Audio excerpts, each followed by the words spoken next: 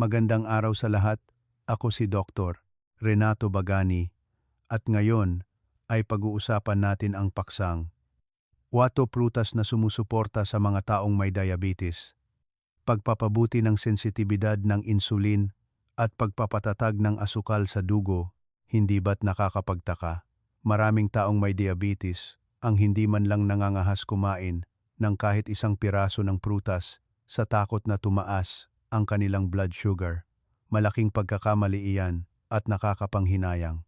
Dahil sa katotohanan, may mga prutas na hindi lang ligtas, kundi itinuturing pa ng mga doktor bilang natural blood sugar vacuums na nakakatulong sa pagpapabuti ng sensitivity ng insulin.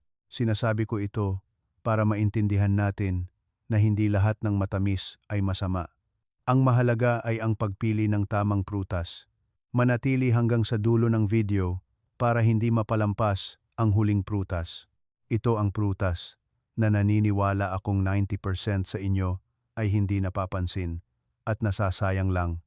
Sa loob ng 35 taon ng aking karanasan bilang doktor, nakakita na ako ng napakaraming pasyenteng nangangayayat at namumutla dahil sa labis na pagtitipid sa pagkain, umiiwas sa lahat ng prutas.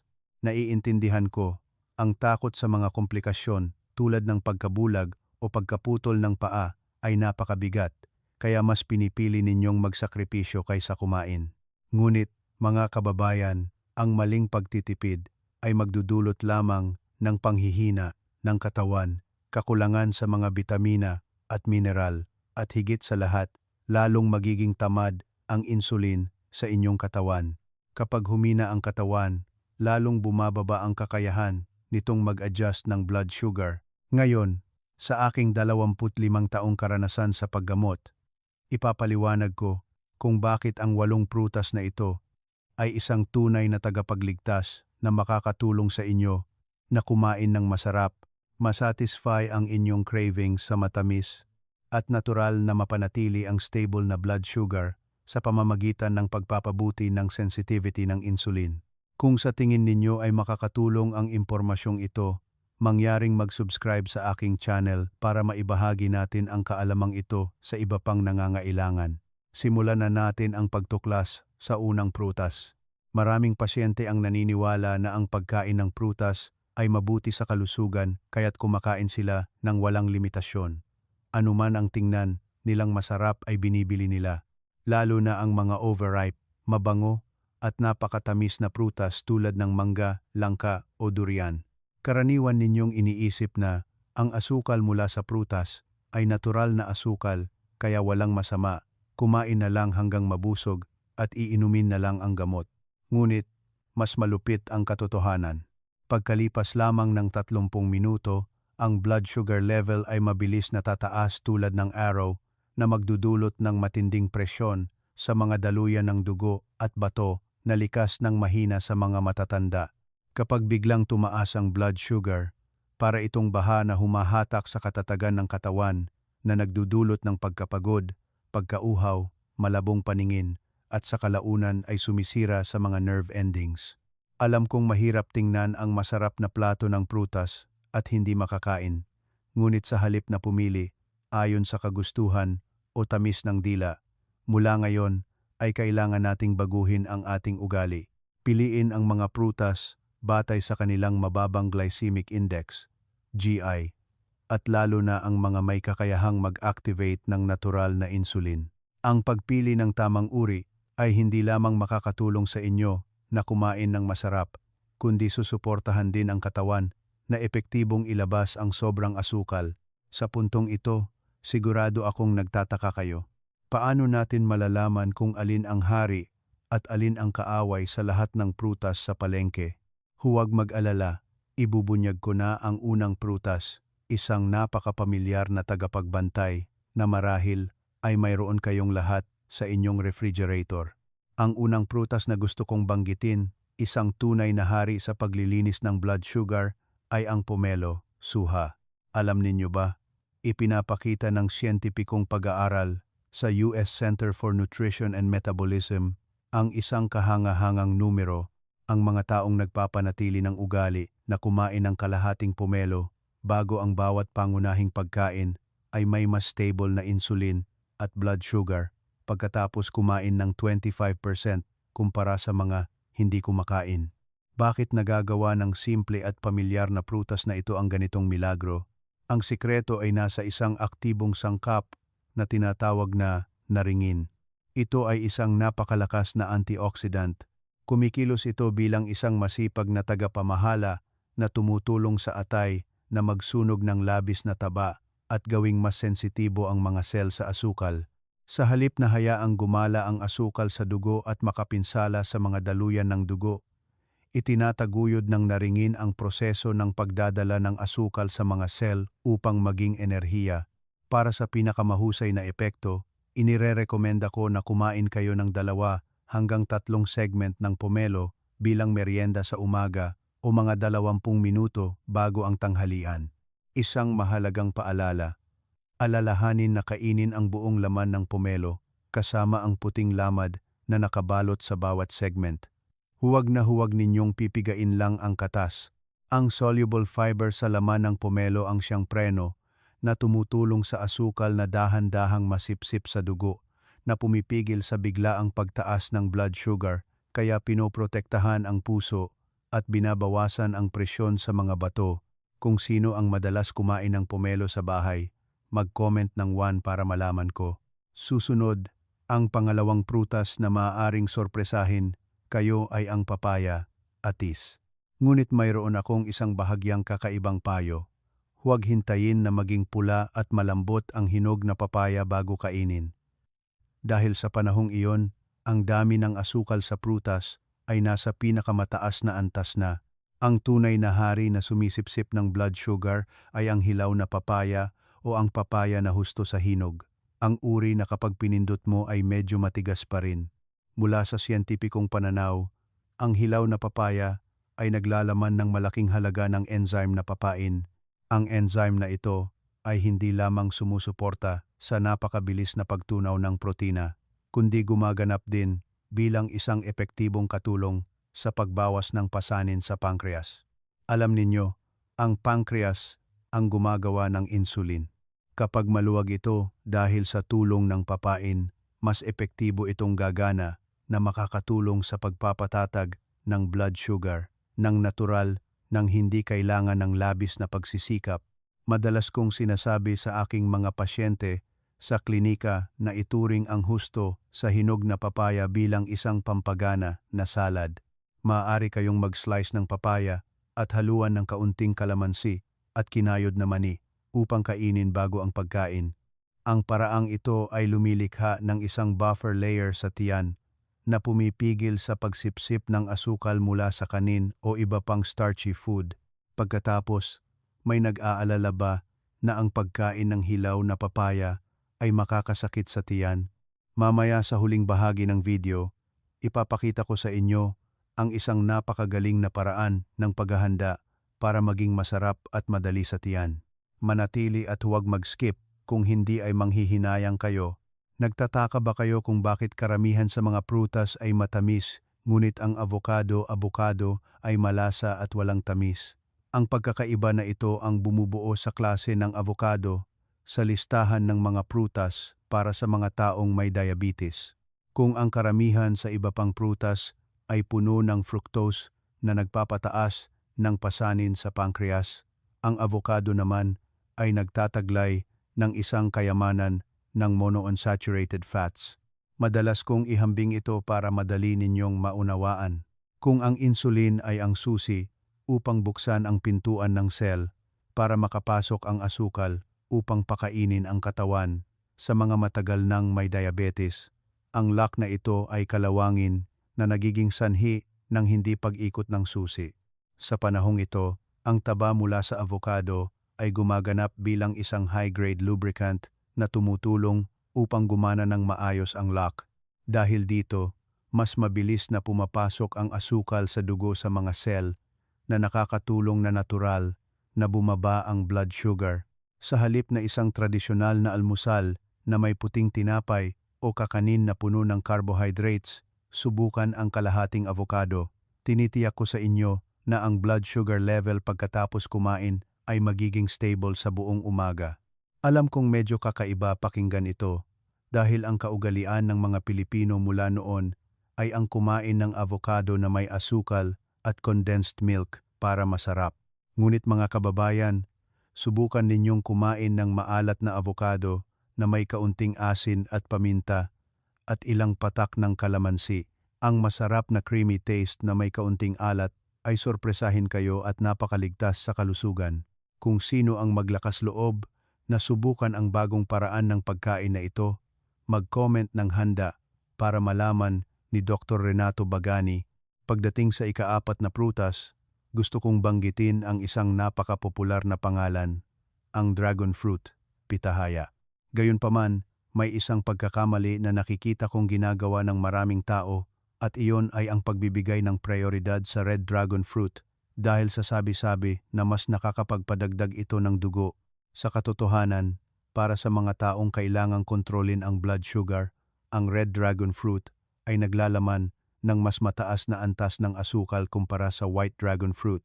Ang resulta ng pagkain ng labis na red dragon fruit ay maaaring magpataas pa rin ng blood sugar. Sa kabaligtaran, ang white dragon fruit ang tunay na pinakamaganda. Ang pinaka-espesyal na punto ng prutas na ito ay hindi matatagpuan sa laman nito, kundi sa libu-libong maliliit na itim na buto. Ang mga butong ito, kasama ang soluble fiber sa laman ng prutas, ay kumikilos tulad ng maliliit na walis.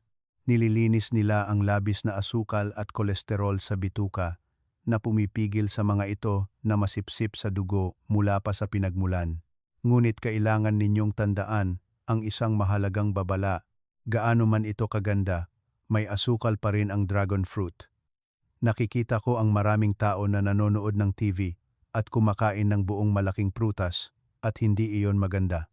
Ang tamang paraan ng pagkain ay kumain lamang ng mga 1-4 ng prutas o katumbas ng 100 gramo sa bawat pagkain. Kung kakainin ng tama ang dami at pipiliin ang puting uri, ang dragon fruit ay magiging isang tahimik na doktor na naglilinis ng inyong mga daluyan ng dugo araw-araw.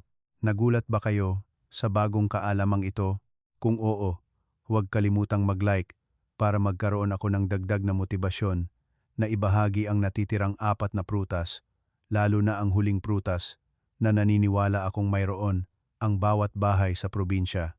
Mga kababayan, kalahati na tayo ng ating paglalakbay, ngunit kailangan kong sabihin sa inyo na ang 4 na prutas na susunod ay ang tunay na heavy artillery sa pagpapanumbalik ng pancreas na hindi ninyo dapat palampasin. Maaaring alam ninyo na ang ilan sa mga naunang prutas, ngunit ang mga pangalan na darating ay ganap na babaguhin ang inyong pananaw sa pagkain ng prutas para sa paggamot ng sakit. Alalahanin na huwag iwanan ang video na ito dahil pagkatapos nito ay may isang prutas na madalas na pinupulaan na mahirap kainin at walang mataas na nutritional value. Ngunit sa practical medicine, ito ay isang napakahusay na tagapagligtas para sa mga taong naghihirap dahil sa pamamanhid ng mga kamay at paa na tila ginagapangan ng langgam, isang napakapanganib na komplikasyon ng diabetes. Kung nais ninyong maging mabilis at matatag ang inyong mga paa at hindi na mag-alala tungkol sa pananakit gabi-gabi, tuklasin natin ang sikreto ng ika-5 prutas na ito. Sigurado akong magugulat kayo. Naaalala ko pa ang kaso ni Mang Jose, isang dating pasyente na madalas bumibisita sa aking klinika. Si Mang Jose ay mahilig sa bayabas dahil sa lambot at tamis nito. Ngunit mula nang matuklasan niyang umabot sa 9 ang kanyang blood sugar, ayaw na niyang kumain ng kahit isang piraso. Sabi niya, "Doc, gusto ko talagang kumain, ngunit naririnig ko na ang pagkain ng bayabas ay nakakapagpataas ng blood sugar at nagdudulot ng constipation. Natatakot ako para sa aking katandaan."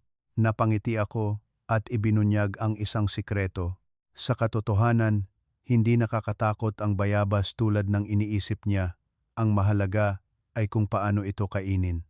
Tinuruan ko siya kung paano balatan at tanggalin ang lahat ng buto sa loob at kainin lamang ang berde at malambot na laman. Ang resulta ay pagkatapos ng 1 buwan ng pag-apply, kapansin-pansing bumaba ang blood sugar ni Mang Jose habang nagpapagaling at mas bumuti ang kanyang kutis Ang himalang ito ay dahil ang bayabas ay isang malaking imbakan ng vitamin C na ang nilalaman ay mas mataas ng 4 hanggang 5 beses kaysa sa orange.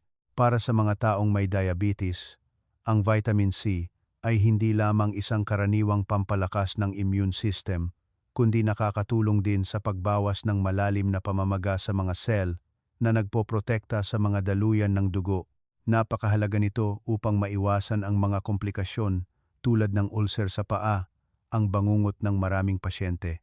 Maaari kayong kumain ng bayabas araw-araw upang maalis ang sobrang asukal, ngunit tandaan ang isang forbidden zone. Huwag na huwag itong sasamahan ng labis na maalat na chili salt. Ang maalat na asin ay magpapataas ng presyon ng dugo at magdudulot ng matinding presyon sa mga bato na likas ng nahihirapan dahil sa diabetes. Pagdating sa ika-6 na prutas, gusto kong pag-usapan ang isang solusyon sa pinakamahirap na problema ng mga pasyente, ang biglaang pagtaas ng blood sugar pagkatapos kumain ng carbohydrates. Maraming pasyente ang basta na lang kumakain ng isang plato ng kanin o isang bowl ng pansit at biglang tumataas ang kanilang blood sugar na nagdudulot ng pagkapagod at pagkaantok. Ang resulta ng mga sugar waves na ito ay ang pagkasira ng maliliit na daluyan ng dugo sa mata at bato araw-araw. Para malutas ang problemang ito, mayroon akong isang maliit ngunit napakalakas na trick. Kumain ng isang maliit na berdeng mansanas na may balat bago ang pangunahing pagkain mga 10 na minuto bago. Ang sikreto ay nasa pectin, isang napakahalagang soluble fiber na matatagpuan sa balat ng mansanas. Kapag pumasok sa tiyan, ang pectin ay matutunaw at lilikha ng isang gel layer na bumabalot sa lining ng bituka. Ang gel layer na ito ay kumikilos bilang isang matalinong protective membrane. Sinisipsip nito ang mga molecule ng asukal mula sa kanin at iba pang pagkain at pinipilit ang mga ito na dahan-dahang masipsip sa dugo. Isipin na ang kinakain ninyong malutong na berdeng mansanas ay ang mga sundalong nagpoprotekta sa inyong mga daluyan ng dugo na pumipigil sa asukal na biglang umatake sa katawan. Gayunpaman, paalala, dahil kakainin ninyo ang balat, mag-priority sa organic na mansanas o hugasan itong mabuti sa ilalim ng umaagos na tubig, ibabad sa asin upang ganap na maalis ang mga preservative wax o pesticides. Sa isang maliit na pagbabago lamang ng pagkain ng mansanas bago kumain ng kanin, mararamdaman ninyong mas gaan ang inyong katawan pagkatapos ng bawat pagkain. Madali ba itong gawin? Kung madali, mag-comment ng oo para makalipat ako sa huling 2 ginintuang prutas. Kapag tinitingnan ninyo ang maliliit na berry, tulad ng blueberry o strawberry, siguro iniisip ninyo na palamuti lang ang mga ito o pangkain lang bilang merienda, tama ba? Ngunit sa mundo ng mga taong may diabetes, itinuturing ang mga ito bilang silver bullets na may kakayahang pabagsakin ang mataas na blood sugar ng kamangha-mangha. Kung ikukumpara sa malalaking prutas na naglalaman ng maraming asukal, ang mga berry na ito ay mayroong lihim na sandata na tinatawag na anthocyanin. Ipaliwanag ko ng kaunti para madali ninyong maunawaan. Ang anthocyanin ay ang aktibong sangkap na lumilikha ng makulay na kulay ng mga berry at kapag pumasok sa katawan, kumikilos ito bilang isang napakalakas na catalyst. Nakakatulong ito na mapataas ang pagganap ng insulin ng maraming beses. Parang sa normal na sitwasyon, kailangan ninyong gumamit ng 10 hanggang 10 bahagi ng insulin para malinis ang isang tiyak na dami ng asukal. Ngunit sa tulong ng anthocyanin, 2 hanggang 3 bahagi lang ang kailangan para buksan ng cell ang pinto sa asukal.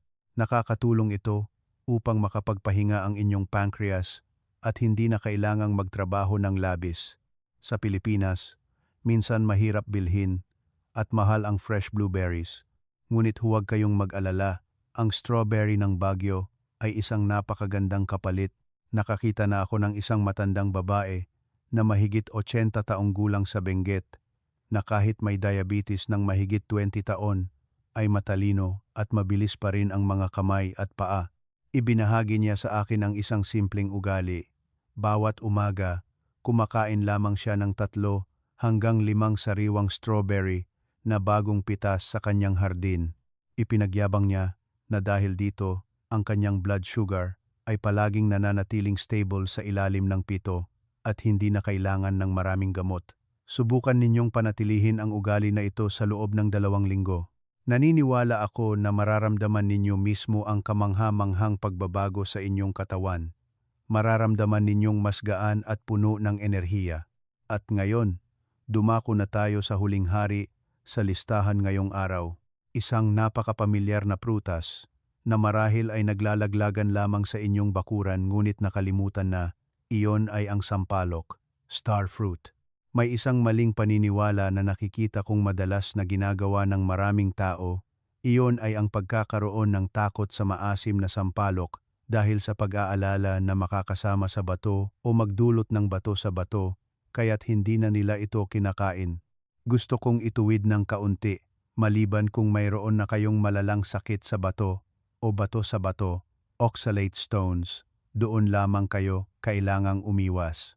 Para sa mga ordinaryong taong may diabetes, ang maasim na sampalok ay isang mahalagang gamot na nakakatulong sa napakagandang paglilinis ng blood sugar. Kung susuriin ng mas malalim, ang maasim na sampalok ay naglalaman ng napakataas na organic acids at fiber, ngunit ang dami ng asukal ay halos wala. Nagtataguyod ito ng matinding metabolismo na nakakatulong sa katawan na epektibong magsunog ng labis na taba.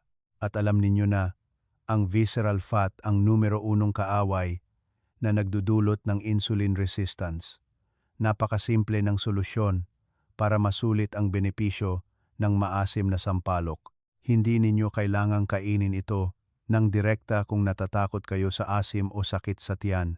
Sa halip, magdagdag ng ilang hiwa ng sampalok sa sinigang na isda o gamitin bilang sariwang gulay na kasama sa pang-araw-araw na pagkain.